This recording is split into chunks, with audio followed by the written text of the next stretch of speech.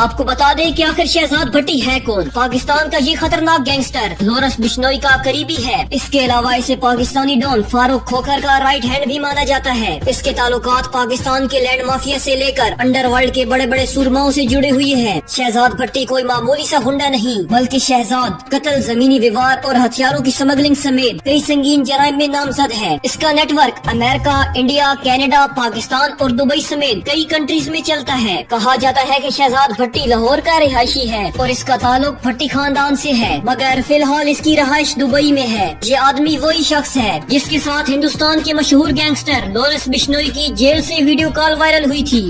Dubai وغیرہ میں آج ہو گئی ہے نا، پاکستان میں کل ہوگی؟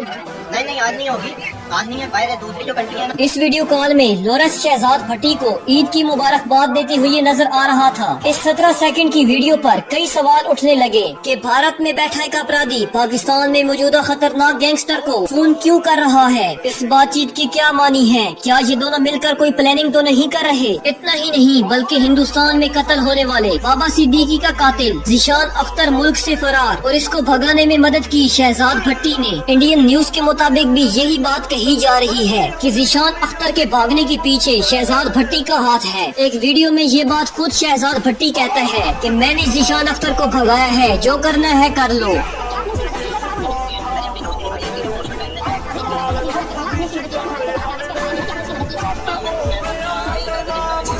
ہندوستان سے بھاگنے والا ذیشان ٹارگٹ کلنگ اور ڈکیتی سمیت کئی کیسز میں وانٹڈ ہے۔ اس آدمی نے لورنس گینگ کے کہنے پر بابا صدیقی کا قتل کیا تھا۔ انڈیا کا مشہور ایکٹر متھن جس نے مسلمانوں کے خلاف غلط الفاظ بولے تو شہزاد بھٹی نے ویڈیو جاری کر دی کہ متھن جی 10-15 دنوں کے اندر اپنی کوئی ویڈیو جاری کرو جس میں مسلمانوں سے معافی مانگو۔ شہزاد نے کہا کہ ایسی عمر میں آدمی اکثر بکواس کر دیتے ہیں لیکن بعد میں انہیں پچھتانا پڑتا ہے۔ اس کے علاوہ شہزاد بھٹی ٹک ٹاکر بھی ہے اور ان کی ٹک ٹاک پر بہت بڑی فین فالوئنگ ہے۔